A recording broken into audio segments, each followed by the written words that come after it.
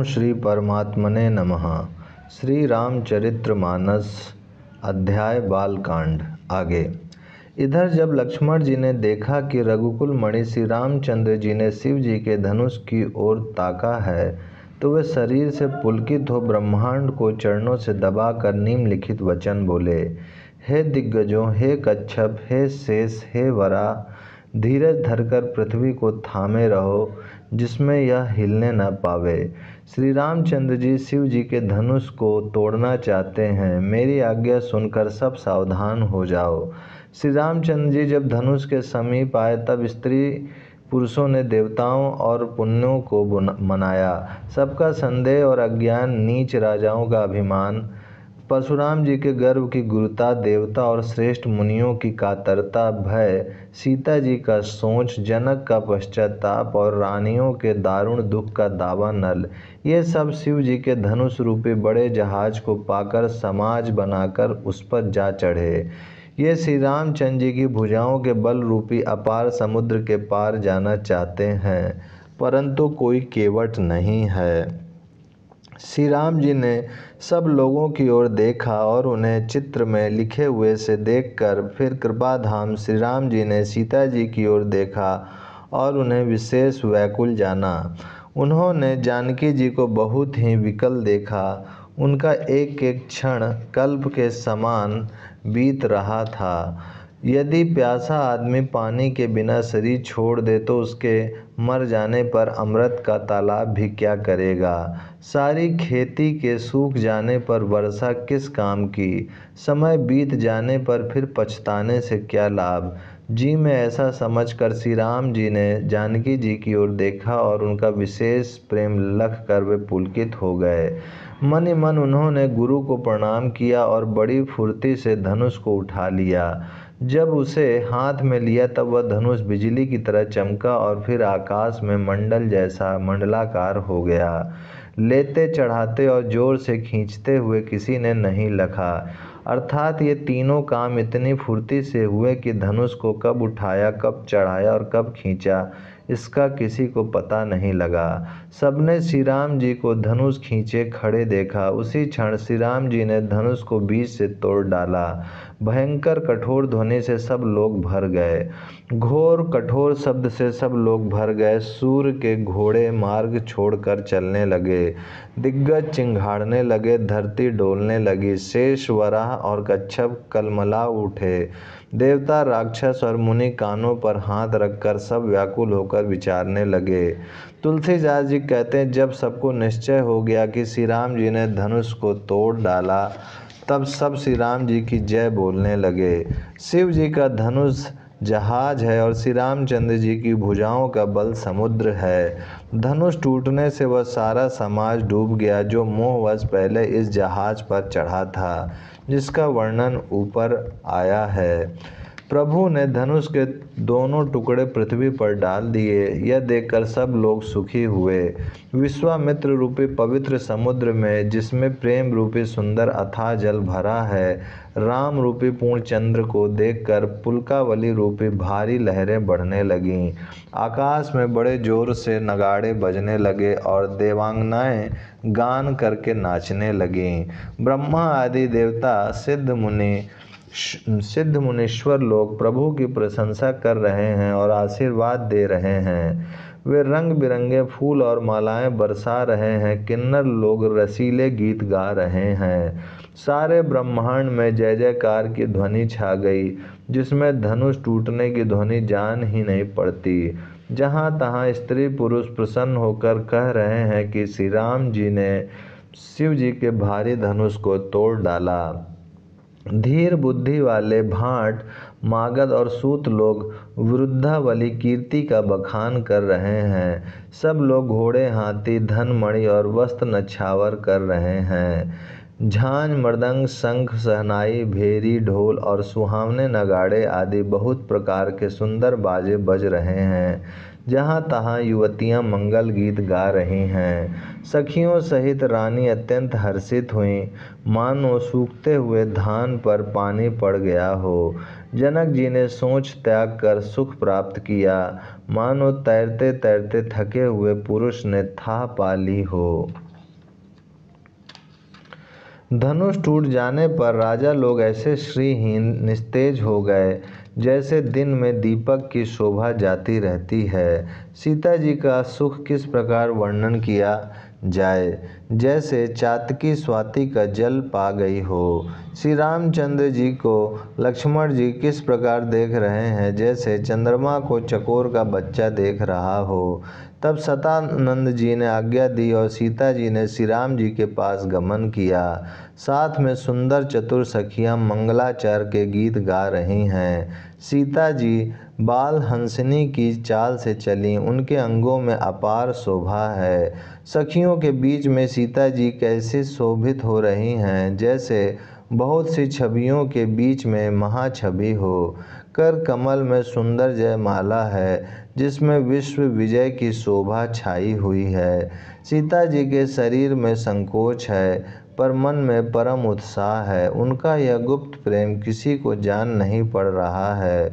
समीप जाकर श्री राम जी की शोभा देखकर राजकुमारी सीता जी चित्र में लिखी सी रह गईं। चतुर सखी ने यह दशा देखकर समझाकर कहा, सुहावनी जयमाला पहनाओ। यह सुनकर सीता जी ने दोनों हाथों से माला उठाई, पर प्रेम के विवश होने से पहनाई नहीं जाती।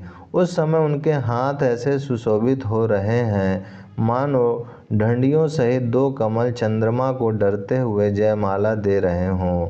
इस छवि को देखकर सखियां गाने लगीं। तब सीता जी ने श्री राम जी के गले में जयमाला पहना दी। श्री रघुनाथ जी के हृदय पर जयमाला देखकर देवता फूल बरसाने लगे।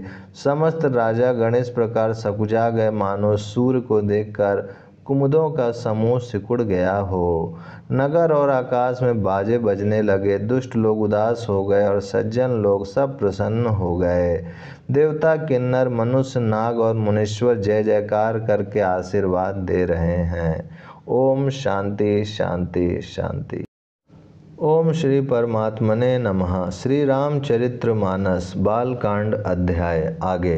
देवताओं की स्त्रियां नाचती गाती हैं, बार बार हाथों से पुष्पों की अंजलियां छूट रही हैं। जहाँ तहाँ ब्राह्मण वेद ध्वनि कर रहे हैं और भाट लोग वृद्धावली कुल कीर्ति बखान रहे हैं। पृथ्वी, पाताल और स्वर्ग तीनों लोकों में यश फैल गया कि श्री रामचंद्र जी ने धनुष तोड़ दिया और सीता जी को वरण कर लिया। नगर के नर नारी आरती कर रहे हैं और अपनी पूंजी हैसियत को भुलाकर सामर्थ्य से बहुत अधिक निछावर कर रहे हैं। श्री सीता जी राम जी की जोड़ी ऐसे सुशोभित हो रही है मानो सुंदरता और श्रृंगार रस एकत्र हो गए हों। सखियां कह रही हैं, सीते स्वामी के चरण छुओ, किंतु सीता जी अत्यंत भयभीत हुई, उनके चरण नहीं छूती। गौतमी जी की स्त्री अहिल्या की गति का स्मरण करके सीता जी श्री राम जी के चरणों को हाथों से स्पर्श नहीं कर रही हैं।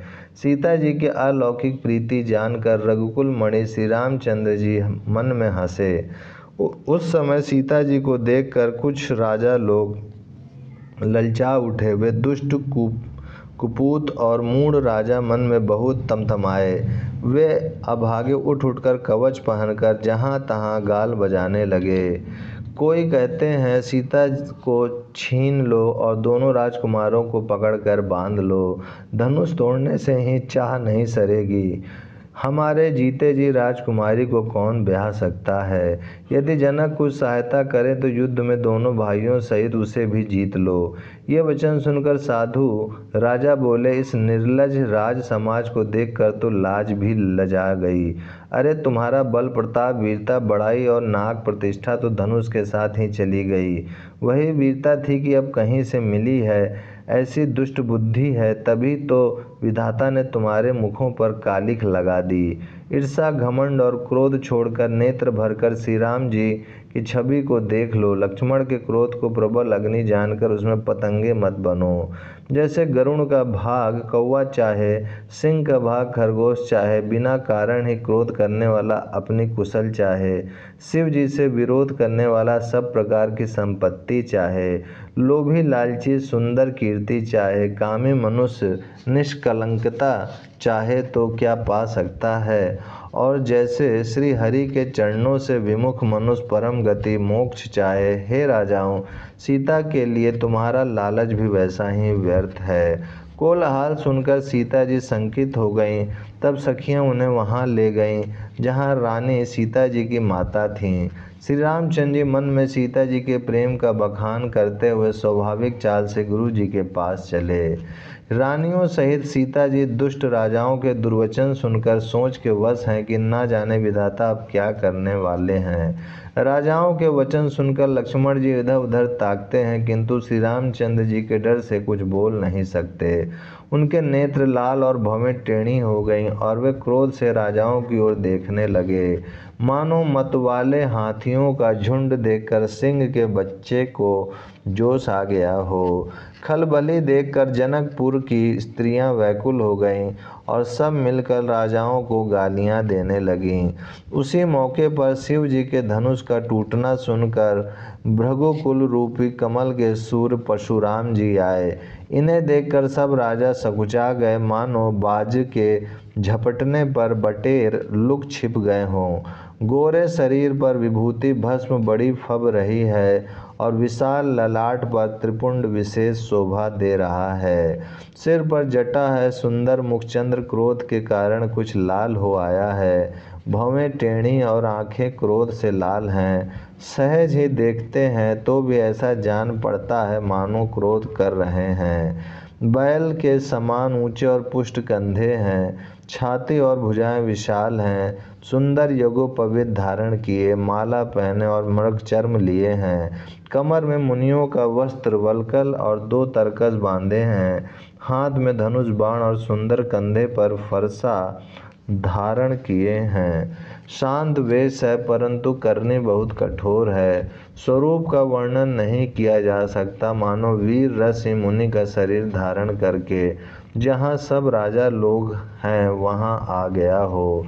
परशुराम जी का भयानक वेश देखकर सब राजा भय से व्याकुल हो उठ खड़े हुए और पिता सहित अपना नाम कह कहकर सब दंडवत प्रणाम करने लगे। परशुराम जी हित समझकर भी सहज ही जिसकी ओर देख लेते हैं वह समझता है मानो मेरी आयु पूरी हो गई। फिर जनक जी ने आकर सिर नवाया और सीता जी को बुलाकर प्रणाम कराया। परशुराम जी ने सीता जी को आशीर्वाद दिया। सखियां हर्षित हुईं और वहां अब अधिक देर ठहरना ठीक न समझकर वे सयानी सखियां उनको अपनी मंडली में ले गईं। फिर विश्वामित्र जी आकर मिले और उन्होंने दोनों भाइयों को उनके चरण कमलों पर गिराया। विश्वामित्र जी ने कहा, ये राम और लक्ष्मण राजा दशरथ के पुत्र हैं। उनकी सुंदर जोड़ी देखकर परशुराम जी ने आशीर्वाद दिया। कामदेव के अभिमत को छुड़ाने वाले श्री राम जी ने अपार रूप को देखकर उनके नेत्र थकित स्तंभित हो रहे। फिर सब देखकर जानते हुए भी अनजान की तरह जानकी जी से पूछते हैं कि कहो, यह बड़ी भारी भीड़ कैसी है। उनके शरीर में क्रोध छा गया, जिस कारण सब राजा आए थे। राजा जनक ने वे सब समाचार कह सुनाए। जनक के वचन सुनकर परशुराम जी ने फिर कर दूसरी ओर देखा तो धनुष के टुकड़े पृथ्वी पर पड़े हुए दिखाई दिए। अत्यंत क्रोध में भरकर वे कठोर वचन बोले, रे मूर्ख जनक, बता धनुष किसने तोड़ा, उसे शीघ्र दिखा, नहीं तो अरे मूढ़, आज मैं जहाँ तक तेरा राज्य है वहाँ तक की पृथ्वी उलट दूंगा। राजा को अत्यंत डर लगा, जिसके कारण वे उत्तर नहीं देते। यह देखकर कुटिल राजा मन में बड़े प्रसन्न हुए। देवता मुनि नाग और नगर के स्त्री पुरुष सभी सोच करने लगे, सबके हृदय में बड़ा भय है। सीता जी की माता मन में पछता रही है कि हाय विधाता ने अब बनी बनाई बात बिगाड़ दी। परशुराम जी का स्वभाव सुनकर सीता जी को आधा क्षण भी कल्प के समान बीतने लगा। तब श्री रामचंद्र जी सब लोगों को भयभीत देखकर और सीता जी को डरी हुई जानकर बोले, उनके हृदय में ना कुछ हर्ष था ना विषाद था। ओम शांति शांति शांति। ओम श्री परमात्मने नमः। श्री रामचरितमानस अध्याय बालकांड आगे। हे नाथ, शिव जी के धनुष को तोड़ने वाला आपका कोई एक दास ही होगा। क्या आज्ञा है, मुझसे क्यों नहीं कहते। यह सुनकर क्रोधी मुनि रिसा कर बोले, सेवक वो है जो सेवा का काम करे, शत्रु का काम करके तो लड़ाई ही करनी चाहिए। हे राम, सुनो, जिसने शिव जी के धनुष को तोड़ा है वह सहस्त्रबाहु के समान मेरा शत्रु है। वह इस समाज को छोड़कर अलग हो जाए, नहीं तो सभी राजा मारे जाएंगे। मुनि के वचन सुनकर लक्ष्मण जी मुस्कुराए और परशुराम जी का अपमान करते हुए बोले, हे गोसाई, लड़कपन में हमने बहुत सी धनियाँ तोड़ डाली, किंतु आपने ऐसा क्रोध कभी नहीं किया। इसी धनुष पर इतनी ममता किस कारण से है? यह सुनकर भृगुवंश की ध्वजा स्वरूप परशुराम जी कुपित होकर कहने लगे, अरे राजपुत्र, काल के वश होने से तुझे बोलने में कुछ भी होश नहीं है। सारे संसार में विख्यात शिव जी का यह धनुष क्या धनुएं के समान है? लक्ष्मण जी ने हंसकर कहा, हे देव सुनिए, हमारे जान में तो सभी धनुष एक से ही हैं।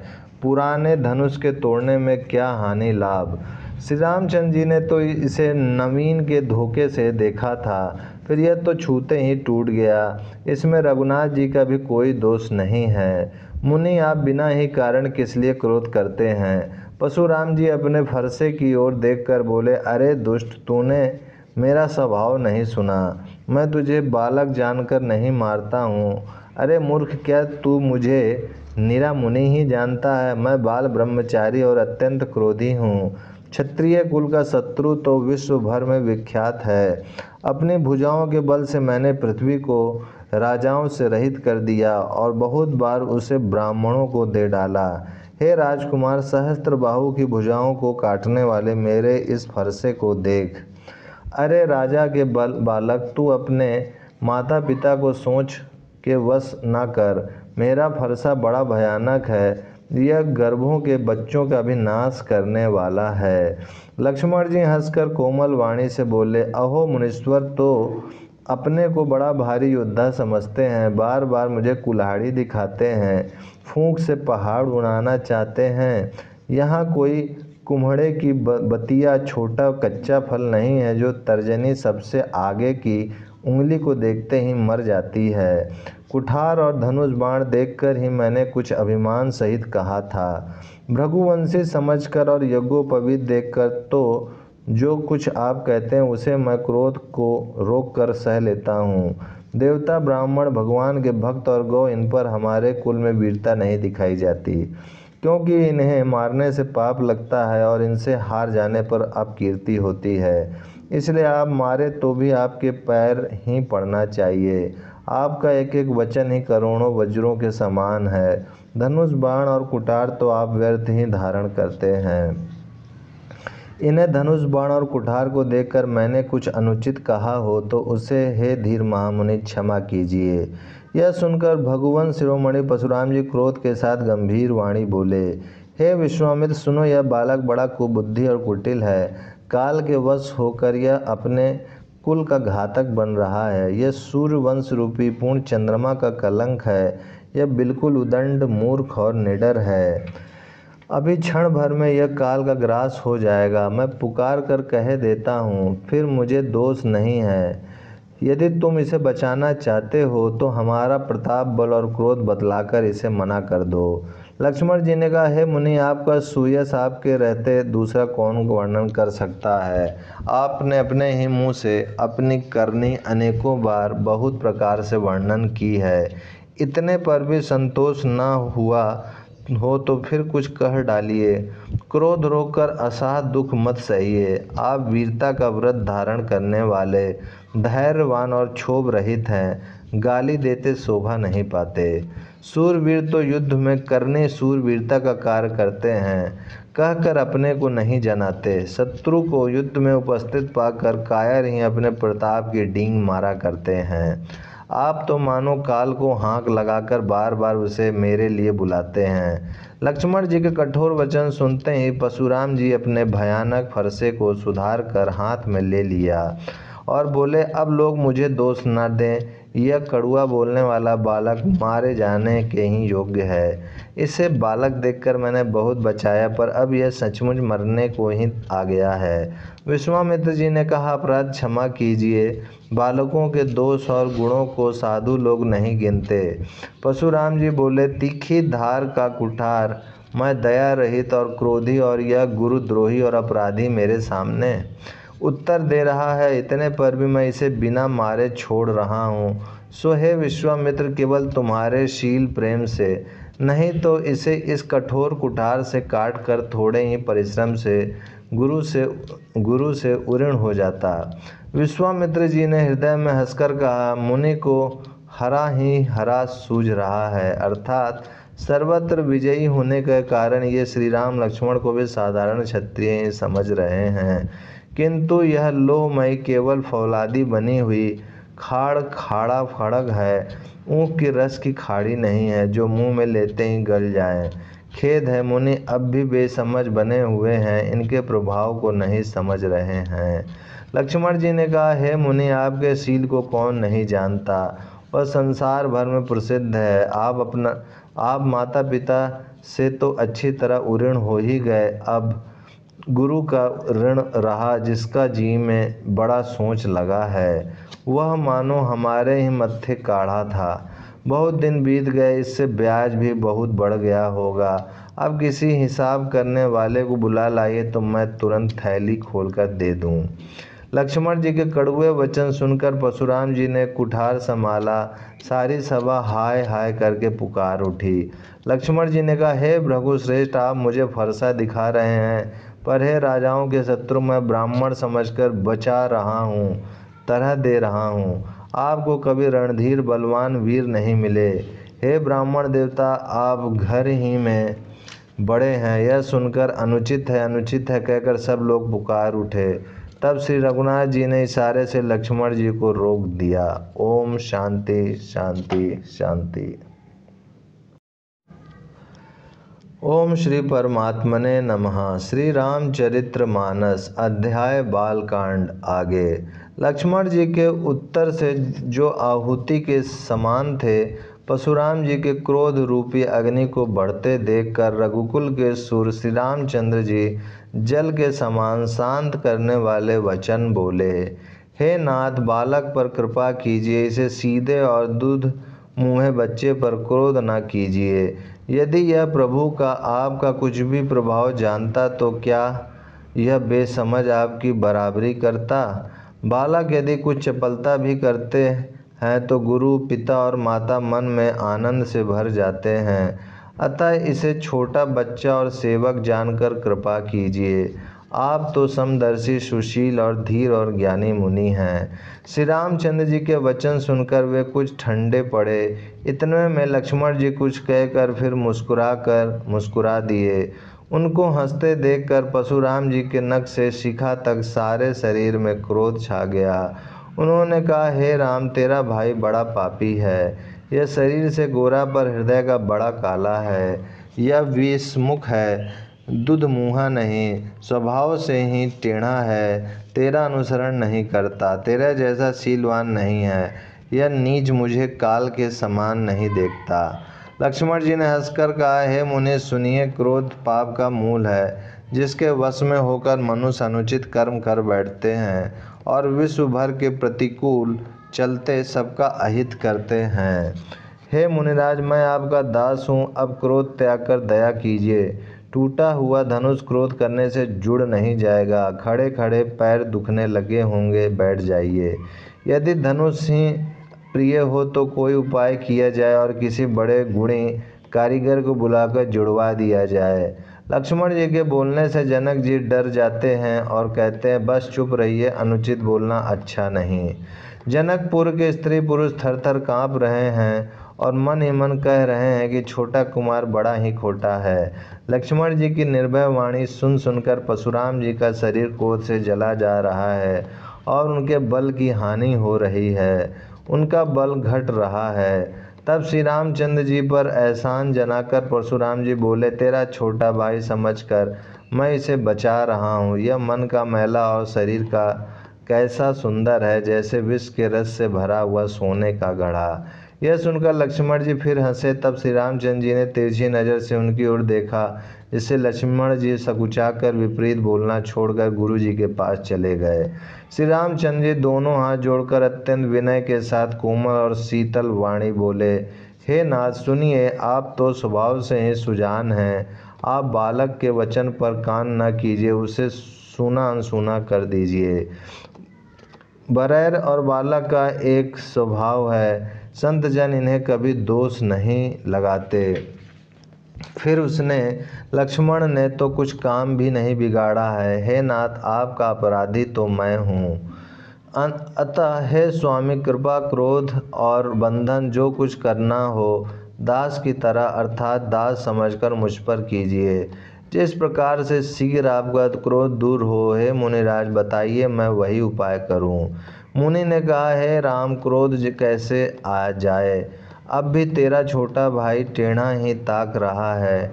इसकी गर्दन पर मैंने कुठार न चलाया तो क्रोध करके किया ही क्या? मेरे जिस कुठार की घोर करनी सुनकर राजाओं की स्त्रियों के गर्भ गिर पड़ते हैं, उसी भरसे के रहते मैं इस शत्रु राजपुत्र को जीवित देख रहा हूँ। हाथ चलता नहीं, क्रोध से छाती जल जाती है।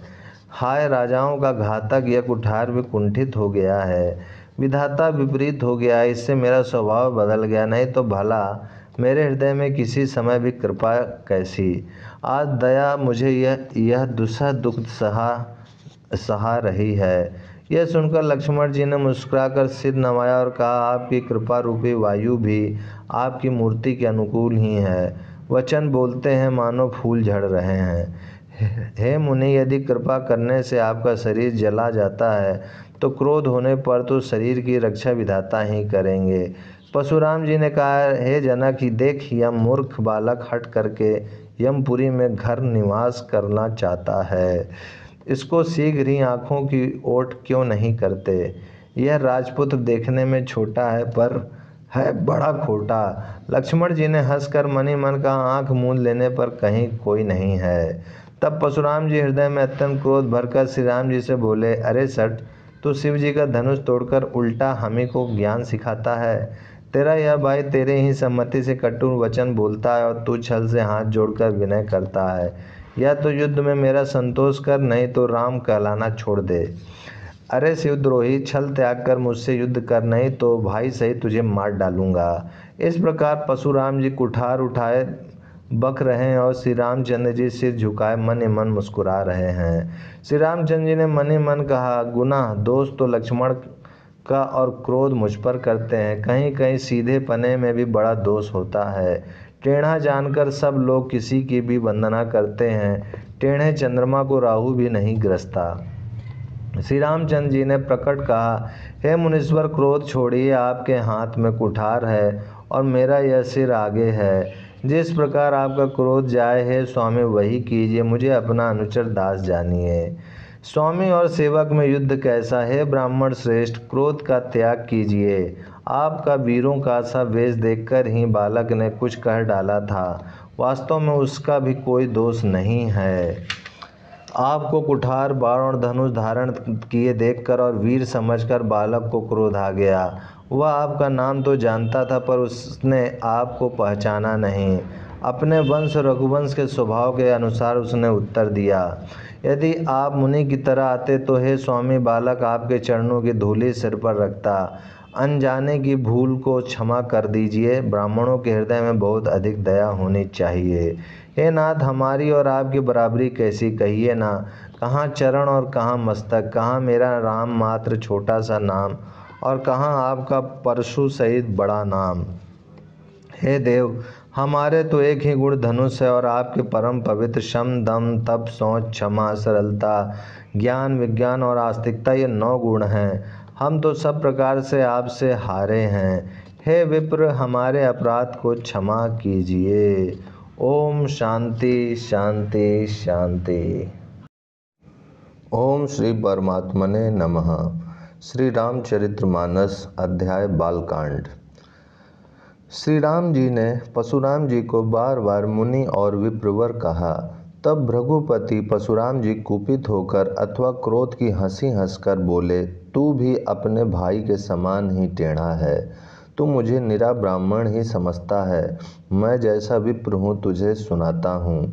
धनुष को, बाण को आहुति और मेरे क्रोध को अत्यंत भयंकर अग्नि जान।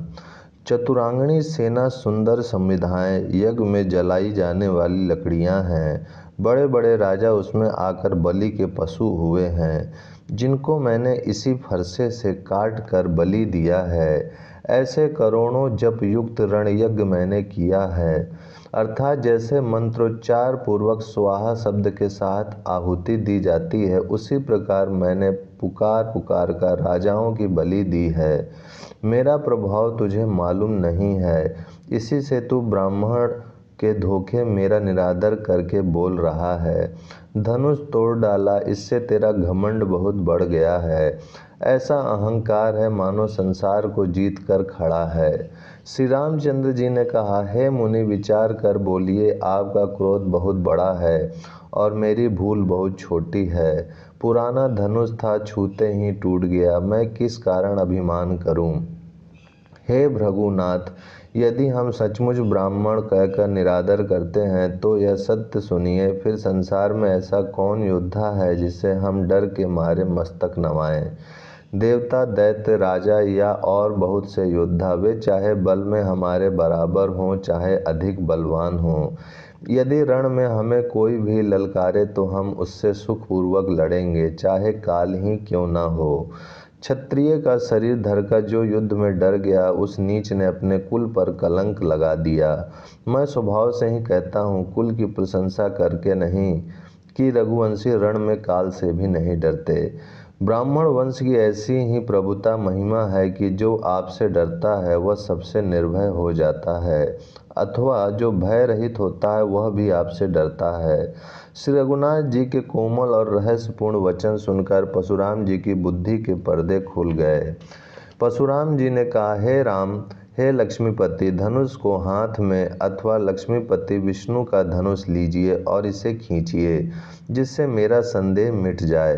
परशुराम जी धनुष देने लगे, तब वह आप ही चला गया। तब परशुराम जी के मन में बड़ा आश्चर्य हुआ। तब उन्होंने श्री राम जी का प्रभाव जाना, जिसके कारण उनका शरीर पुलकित और प्रफुल्लित हो गया। वे हाथ जोड़कर वचन बोले, प्रेम उनके हृदय में समाता न था। हे रघुकुल रूपी कमल वन के सूर, हे राक्षसों के कुल रूपी घने जंगलों को जलाने वाले अग्नि, आपकी जय हो। हे देवता, ब्राह्मण और गौ का हित करने वाले, आपकी जय हो। हे मद, मोह, क्रोध और भ्रम के हरने वाले, आपकी जय हो। हे विनयशील, कृपा आदि गुणों के समुद्र और वचनों की रचना में अत्यंत चतुर, आपकी जय हो। हे सेवकों को सुख देने वाले, सब अंगों से सुंदर और शरीर में करोड़ों कामदेवों की छवि धारण करने वाले, आपकी जय हो। मैं एक मुख से आपकी क्या प्रशंसा करूं। हे महादेव जी के मन रूपी मानसरोवर के हंस, आपकी जय हो। मैंने अनजाने में आपको बहुत से अनुचित वचन कहे। हे क्षमा के मंदिर दोनों भाई, मुझे क्षमा कीजिए। हे रघुकुल के पताका स्वरूप श्री रामचंद्र जी, आपकी जय हो, जय हो, जय हो। ऐसा कहकर परशुराम जी तप के लिए वन को चले गए। यह देखकर दुष्ट राजा लोग बिना ही कारण के मना कल्पित डर से रामचंद्र जी से तो परशुराम जी से भी हार गए। हमने इनका अपमान किया था, अब कहीं ये उसका बदला ना लें, इस व्यर्थ के डर से डर गए वे काया चुपके से जहाँ तहाँ भाग गए। देवताओं ने नगाड़े बजाए, वे प्रभु ऊपर फूल बरसाने लगे। जनकपुर के स्त्री पुरुष सब हर्षित हो गए, उनका मोहमय अज्ञान से उत्पन्न शूल मिट गया। खूब जोर से बाजे बजने लगे और सभी ने मनोहर मंगल साज सजे। सुंदर मुख और सुंदर नेत्रों वाली तथा कोयल के समान मधुर बोलने वाली स्त्रियां झुंड की झुंड मिलकर सुंदर गान करने लगीं। जनक जी के सुख का वर्णन नहीं किया जा सकता, मानो जन्म का दरिद्री धन का खजाना पा गया हो। सीता जी का भय जाता रहा, वे ऐसी सुखी हुई जैसे चंद्रमा के उदय होने से चकोर की कन्या सुखी होती है। जनक जी ने विश्वामित्र जी को प्रणाम किया और कहा, प्रभु ही की कृपा से श्री रामचंद्र जी ने धनुष तोड़ा है। दोनों भाइयों ने मुझे कृतार्थ कर दिया। हे स्वामी, अब जो उचित हो सो कहिए। मुनि ने कहा, हे चतुर नरेश, सुनो। यूँ तो विवाह धनुष के अधीन था। धनुष के टूटते ही विवाह हो गया। देवता, मनुष्य और नाग सब किसी को यह मालूम है। तथापि तुम जाकर अपने कुल का जैसा व्यवहार हो, ब्राह्मणों कुल के बूढ़ों और गुरुओं से पूछकर और वेदों में वर्णित जैसा आचार हो वैसा करो। जाकर अयोध्या को दूत भेजो जो राजा दशरथ को बुला लावें। राजा ने प्रसन्न होकर कहा, हे कृपालु, बहुत अच्छा। और उसी समय दूतों को बुलाकर भेज दिया। फिर सब महाजनों को बुलाया और सबने आकर राजा को आदरपूर्वक सिर नवाया। राजा ने कहा, बाजार, रास्ते, घर, देवालय और सारे नगर को चारों ओर से सजाओ। महाजन प्रसन्न होकर चले और अपने अपने घर आए। फिर राजा ने नौकरों को बुला भेजा और उन्हें आज्ञा दी कि विचित्र मंडप सजाकर तैयार करो। यह सुनकर वे सब राजा के वचन सिर पर धरकर और सुख पाकर चले। उन्होंने अनेक कारीगरों को बुला भेजा जो मंडप बनाने में कुशल और चतुर थे। उन्होंने ब्रह्मा की वंदना करके कार्य आरंभ किया और पहले सोने के केले के खंभे बनाए, हरी हरी मणियों, पन्ने के पत्ते और फल बनाए तथा पद्मराग मणियों, माणिक के फूल बनाए। मंडप की अत्यंत विचित्र रचना देखकर ब्रह्मा का मन भी भूल गया। बाँस सब हरी हरी मणियों के पन्ने के सीधे और गांठों से युक्त ऐसे बनाए जो पहचाने नहीं जाते थे कि मणियों के हैं या साधारण। सोने की सुंदर नागबेली पान की लता बनाई जो पत्तों सहित ऐसी भली मालूम होती थी कि पहचानी नहीं जाती थी। उसी नागबेली के रचकर और पच्चीकारी करके बंधन बांधने की रस्सी बनाए। बीच बीच में मोतियों की सुंदर झालरें हैं। माणिक, पन्ने, हीरे और फिरोजे इन रत्नों को चीर कर, कोर कर और पच्चीकारी करके इनके लाल, हरे, सफ़ेद और फिरोजी रंग के कमल बनाए। भंवरे और बहुत रंगों के पक्षी बनाए जो हवा के सहारे गूंजते और कूजते थे। खम्भों पर देवताओं की मूर्तियां गढ़कर निकालीं जो सब मंगल द्रव्य लिए खड़ी थीं। गजमुक्ताओं के सहज ही सुहावने अनेकों तरह के चौक पुराए। नीलमणि को कोर कर अत्यंत सुंदर आम के पत्ते बनाए। सोने के बौर, आम के फूल और रेशम की डोरी से बंधे हुए पन्ने के बने फलों के गुच्छों सुशोभित हैं। ओम शांति शांति शांति। ओम श्री परमात्मने नमः। श्री रामचरितमानस अध्याय बालकांड आगे। ऐसे सुंदर और उत्तम बदनवार बनाए मानो कामदेव ने फंदे सजाए हों। अनेकों मंगल कलश और सुंदर ध्वजा, पताका, पर्दे और चंवर बनाए जिसमें मणियों के अनेकों सुंदर दीपक हैं। उस विचित्र मंडप का तो वर्णन ही नहीं किया जा सकता। जिस मंडप में श्री जानकी जी दुल्हन होंगी, किस कवि की ऐसी बुद्धि है जो उसका वर्णन कर सके। जिस मंडप में रूप और गुणों के समुद्र श्री रामचंद्र जी दूल्हे होंगे, वह मंडप तीनों लोकों में प्रसिद्ध होना ही चाहिए। जनक जी के महल की जैसी शोभा है, वैसी ही शोभा नगर के प्रत्येक घर की दिखाई देती है। उस समय जिसने तिरहुत को देखा, उसे 14 भुवन तुच्छ जान पड़े। जनकपुर में नीचे के घर भी उस समय जो संपदा सुशोभित थी, उसे देखकर इंद्र भी मोहित हो जाता था। जिस नगर में साक्षात लक्ष्मी जी कपट से स्त्री का सुंदर वेश बनाकर बसती हैं, उस पुर की शोभा का वर्णन करने में सरस्वती और शेष भी सकुचाते हैं। जनक जी के दूत श्री रामचंद्र जी की पवित्र पुरी अयोध्या में पहुँचे। सुंदर नगर देखकर वे हर्षित हुए।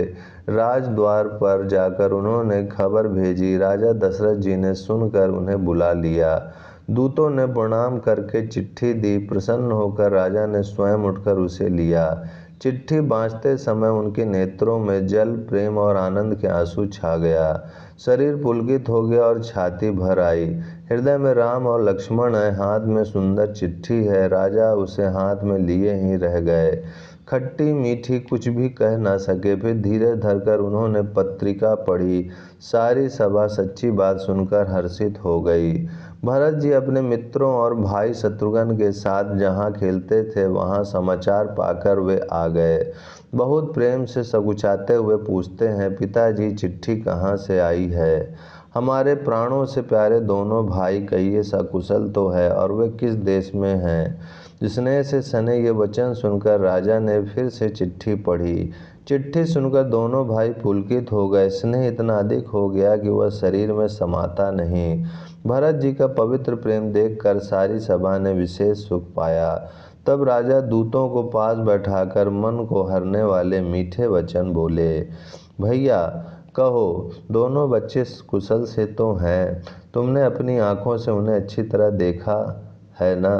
सांवले और गोरे शरीर वाले वे धनुष और तरकस धारण किए रहते हैं। किशोर अवस्था है, विश्वामित्र मुनि के साथ हैं। तुम उनको पहचानते हो तो उनका स्वभाव बताओ। राजा प्रेम के विशेष वश होने से बार बार इस प्रकार कह पूछ रहे हैं। भैया जिस दिन से मुनि उन्हें लिवा ले गए तब से आज ही हमने सच्ची खबर पाई है। कहो तो महाराज जनक ने उन्हें कैसे पहचाना? ये प्रिय प्रेम भरे वचन सुनकर दूत मुस्कुराए। दूतों ने कहा, हे राजाओं के मुकुटमणि, सुनिए, आपके समान धन्य और कोई नहीं है, जिनके राम लक्ष्मण जैसे पुत्र हैं, जो दोनों विश्व के विभूषण हैं। आपके पुत्र पूछने योग्य नहीं हैं। वे पुरुष सिंह तीनों लोकों के प्रकाश स्वरूप हैं, जिनके यश के आगे चंद्रमा और मलिन और प्रताप के आगे सूर्य शीतल लगता है। हे नाथ, उनके लिए आप कहते हैं कि उन्हें कैसे पहचाना? क्या सूर्य को हाथ में दीपक लेकर देखा जाता है? सीता जी के स्वयंवर में अनेकों राजा और एक से एक बढ़कर योद्धा एकत्र हुए थे, परंतु शिव जी के धनुष को कोई भी नहीं हटा सका। सारे बलवान वीर हार गए। तीनों लोकों में जो वीरता के अभिमानी थे, शिव जी के धनुष ने सबकी शक्ति तोड़ दी। बाणासुर जो सुमेरु को भी उठा सकता था, वह भी हृदय में हार कर परिक्रमा करके चला गया। और जिसने खेल से ही कैलाश को उठा लिया था, वह रावण भी उस सभा में पराजय को प्राप्त हुआ। हे महाराज सुनिए, वहाँ जहाँ ऐसे ऐसे योद्धा हार मान गए, रघुवंश मणि श्री राम जी ने बिना ही प्रयास शिव जी के धनुष को वैसे ही तोड़ डाला जैसे हाथी कमल की डंडी को तोड़ डालता है। धनुष टूटने की बात सुनकर परशुराम जी क्रोध में भरे आए और उन्होंने बहुत प्रकार से आंखें दिखलाई। अंत में उन्होंने भी श्री राम जी का बल देखकर उन्हें अपना धनुष दे दिया और बहुत प्रकार से विनती करके वन को गमन किया। हे राजन, जैसे श्री रामचंद्र जी अतुलनीय बली हैं, वैसे ही तेज निधान फिर लक्ष्मण जी भी हैं, जिनके देखने मात्र से राजा लोग ऐसे कांप उठते थे जैसे हाथी सिंह के बच्चे के ताकने से कांप उठते हैं। हे देव, आपके दोनों बालकों को देखने के बाद अब आँखों के नीचे कोई आता ही नहीं, हमारी दृष्टि पर कोई चढ़ता ही नहीं। प्रेम प्रताप और वीर रस में पगी हुई दूतों की वचन रचना सबको बहुत प्रिय लगी। सभा सहित राजा प्रेम में मग्न हो गए और दूतों को निछावर देने लगे। उन्हें निछावर देते देखकर यह नीति विरुद्ध है ऐसा कहकर दूत अपने हाथों से कान मूंदने लगे। धर्म को विचार कर उनका धर्मयुक्त बर्ताव देखकर सभी ने सुख माना। तब राजा ने उठकर वशिष्ठ जी के पास जाकर उन्हें पत्रिका दी और आदरपूर्वक दूतों को बुलाकर सारी कथा गुरु जी को सुना दी। सब समाचार सुनकर और अत्यंत सुख पाकर गुरु बोले, पुण्य आत्मा पुरुष के लिए पृथ्वी सुखों से छाई हुई है। जैसे नदियां समुद्र में जाती हैं, यद्यपि समुद्र को नदी की कामना नहीं होती, वैसे ही सुख और संपत्ति बिना ही बुलाए स्वाभाविक ही धर्मात्मा पुरुष के पास जाती हैं। तुम जैसे गुरु ब्राह्मण गाय देवता की सेवा करने वाले हो, वैसा ही पवित्र कौशल्या देवी भी हैं। तुम्हारे समान पुण्यात्मा जगत में ना कोई हुआ है, ना है और ना होने का ही है।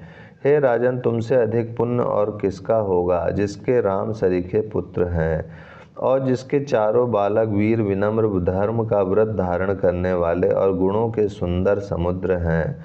तुम्हारे लिए सभी कालों में कल्याण है, अतएव डंका बजवा कर बारात सजाओ और जल्दी चलो। गुरु जी के ऐसे वचन सुनकर हे नाथ बहुत अच्छा कहकर और सिर नवाकर तथा दूतों को डेरा दिलवाकर राजा महल में गए। राजा ने सारे रनिवास को बुलाकर जनक जी की पत्रिका बाँच कर सुनाई। समाचार सुनकर सब रानियां हर्ष से भर गईं। राजा ने फिर दूसरी सब बातों का जो दूतों के मुख से सुनी थी वर्णन किया। ओम शांति शांति शांति। ओम श्री परमात्मने नमः। श्री रामचरित्र मानस अध्याय बालकांड आगे। प्रेम में प्रफुल्लित हुई रानियां ऐसे सुशोभित हो रही हैं जैसे मोरनी बादलों की गरज सुनकर प्रफुल्लित होती हैं। बड़ी बूढ़ी अथवा गुरुओं की स्त्रियां प्रसन्न होकर आशीर्वाद दे रही हैं। माताएं अत्यंत आनंद में मग्न हैं। उस अत्यंत प्रिय पत्रिका को आपस में लेकर सब हृदय से लगाकर छाती शीतल करती हैं। राजाओं में श्रेष्ठ दशरथ जी ने श्री राम लक्ष्मण की कीर्ति और करनी का बारंबार वर्णन किया। यह सब मुनि की कृपा है, ऐसा कहकर वे बाहर चले आए। तब रानियों ने ब्राह्मणों को बुलाया और आनंद सहित उन्हें दान दिए। श्रेष्ठ ब्राह्मण आशीर्वाद देते हुए चले। फिर भिक्षुकों को बुलाकर करोड़ों प्रकार की निछावरें उनको दीं। चक्रवर्ती महाराज दशरथ के चारों पुत्र चिरंजीवी हों, यूँ कहते हुए वे अनेक प्रकार के सुंदर वस्त्र पहन कर चले। आनंदित होकर नगाड़े वालों ने बड़े जोर से नगाड़ों पर चोट लगाई। सब लोगों ने जब यह समाचार पाया तब घर घर बाधवे होने लगे।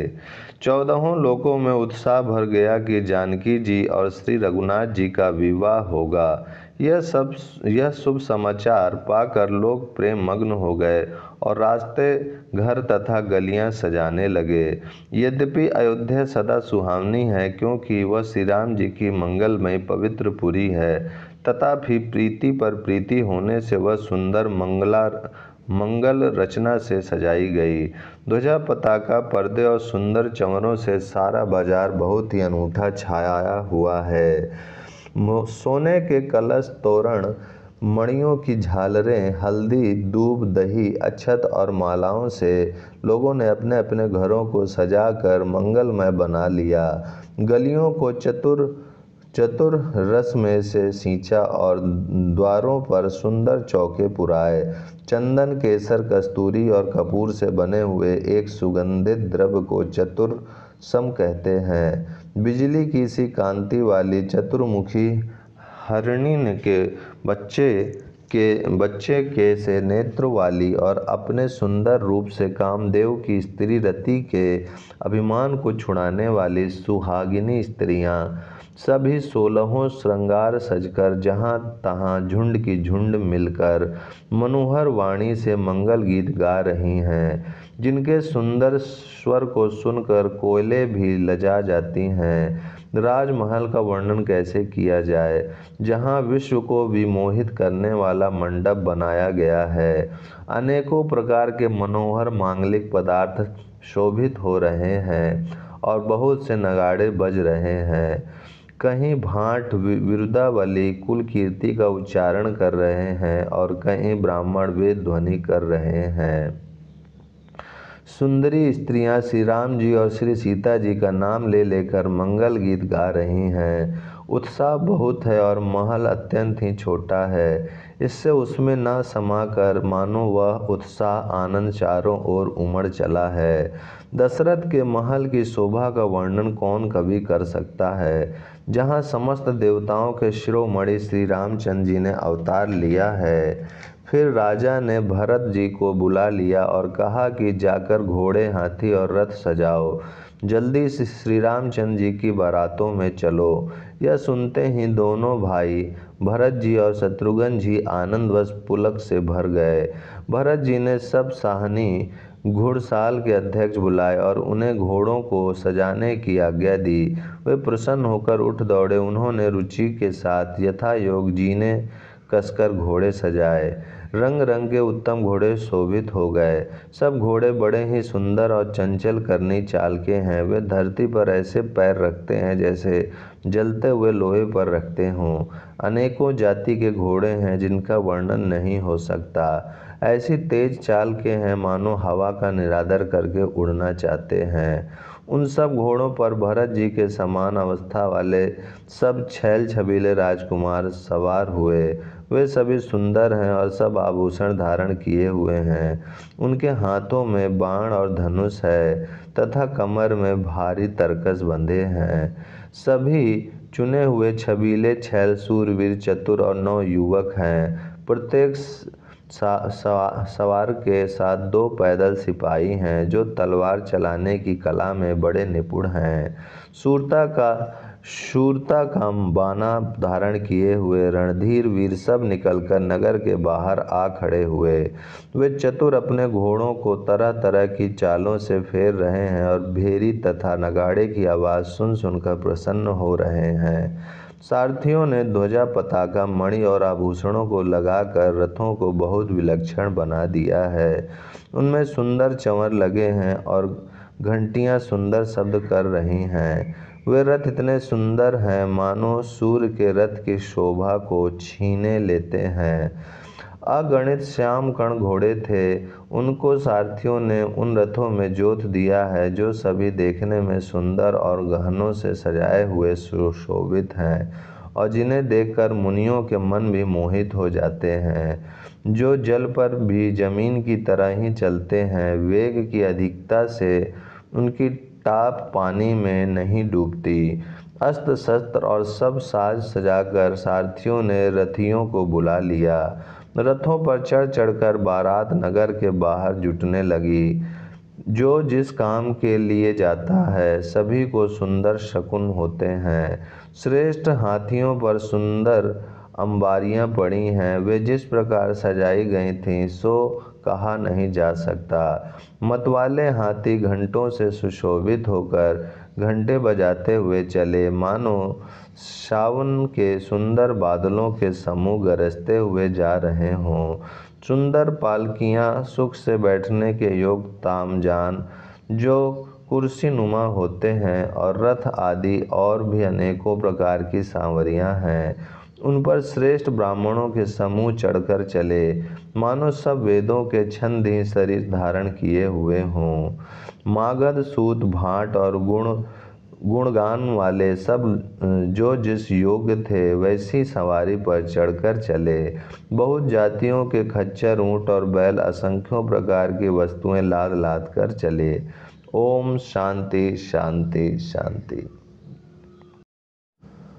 ओम श्री परमात्मने नमः। श्री रामचरितमानस अध्याय बालकांड आगे। कहार करोड़ों कांवरे लेकर चले। उनमें अनेकों प्रकार की इतनी वस्तुएं थी कि जिनका वर्णन कौन कर सकता है। सब सेवकों के समूह अपना अपना साज समाज बनाकर चले। सबके हृदय में अपार हर्ष है और शरीर पुलक से भरे हैं। सबको एक ही लालसा लगी है कि हम श्री राम लक्ष्मण दोनों भाइयों को नेत्र भरकर कब देखेंगे। हाथी गरज रहे हैं। उनके घंटों की भीषण ध्वनि हो रही है। चारों ओर रथों की गड़गड़ाहट और घोड़े की हिनहिनाहट हो रही है। बादलों का निरादर करते हुए नगाड़े घोर शब्द कर रहे हैं। किसी को अपनी पराई कोई बात कानों से सुनाई नहीं देती।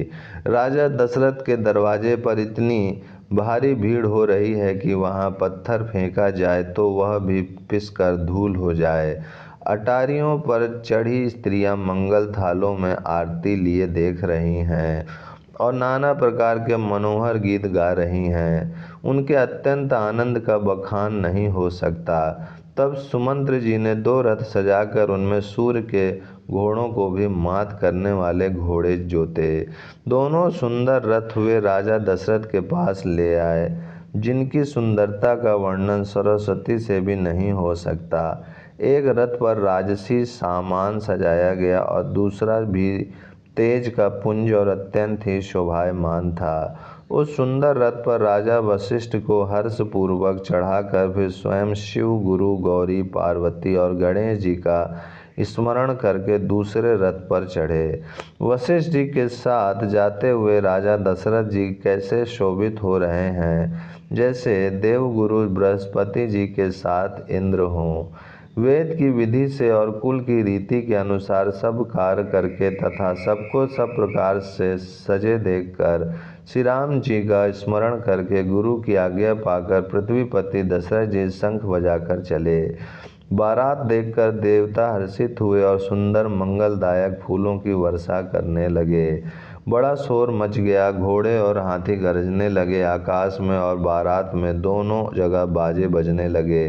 देवांगनाएं और मनुष्यों की स्त्रियां सुंदर मंगल गान करने लगीं और रसीले राग से शहनाइयां बजने लगीं।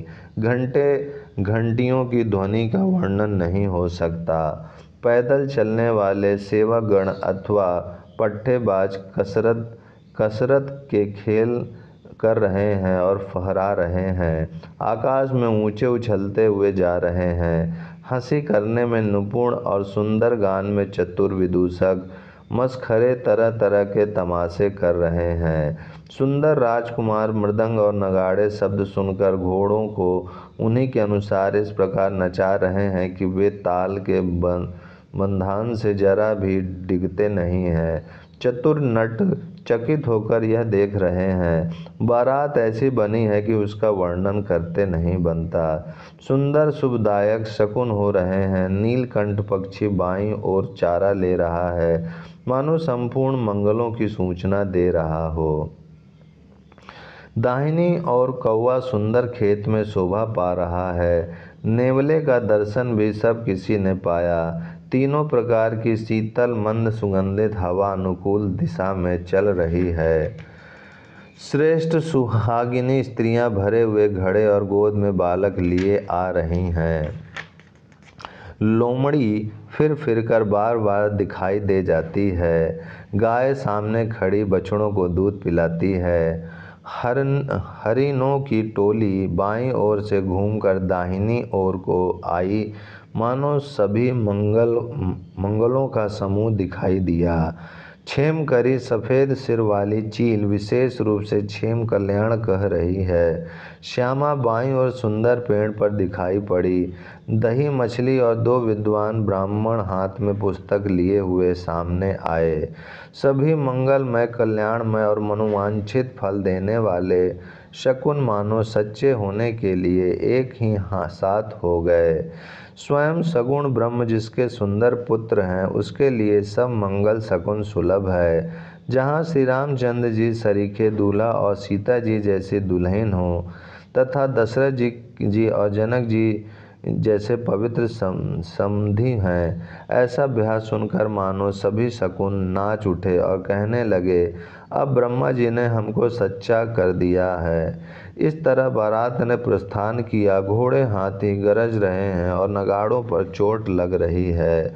सूर्यवंश के पताका स्वरूप दशरथ जी को आते हुए जानकर जनक जी ने नदियों पर पुल बंधवा दिए। बीच बीच में ठहरने के लिए सुंदर घर पड़ाव बनवा दिए, जिनमें देवलोक के समान संपदा छाई है और जहां बारात के सब लोग अपने अपने मन की पसंद के अनुसार सुहावने उत्तम भोजन, बिस्तर और वस्त्र पाते हैं। मन के अनुकूल नित्य नए सुखों को देखकर सभी बारातियों को अपने घर भूल गए। बड़े जोर से बजते हुए नगाड़ों की आवाज़ सुनकर श्रेष्ठ बारात को आती हुई जानकर अगवानी करने वाले हाथी रथ पैदल और घोड़े सजाकर बारात लेने चले। दूध, शरबत, ठंडई जल आदि से भरकर सोने के कलश तथा जिनका वर्णन नहीं हो सकता, ऐसे अमृत के समान भांति भांति के सब पकवानों से भरे हुए परात, थाल आदि अनेक प्रकार के सुंदर बर्तन, उत्तम फल तथा और भी अनेकों सुंदर वस्तुएं राजा ने हर्षित होकर भेंट के लिए भेजी। गहने, कपड़े, नाना प्रकार की मूल्यवान मणियाँ, रतन, पक्षी, पशु, घोड़े, हाथी और बहुत तरह की सांवरियाँ तथा बहुत प्रकार के सुगंधित एवं सुहावने मंगल द्रव्य और सगुने पदार्थ राजा ने भेजे। दही, चिवड़ा और अगणित उपहार की चीज़ें कांवरों में भर भर कर कहार चले। अगवानी करने वालों को जब बारात दिखाई दी तब उनके हृदय में आनंद छा गया और शरीर रोमांच से भर गया। अगवानों को सज धज के साथ देखकर बारातियों ने प्रसन्न होकर नगाड़े बजाए। बाराती तथा अगवानों में से कुछ लोग परस्पर मिलने के लिए हर्ष के मारे बाग छोड़कर सरपट दौड़े चले और ऐसे मिले मानो आनंद के दो समुद्र मर्यादा छोड़कर मिलते हों। ओम शांति शांति शांति।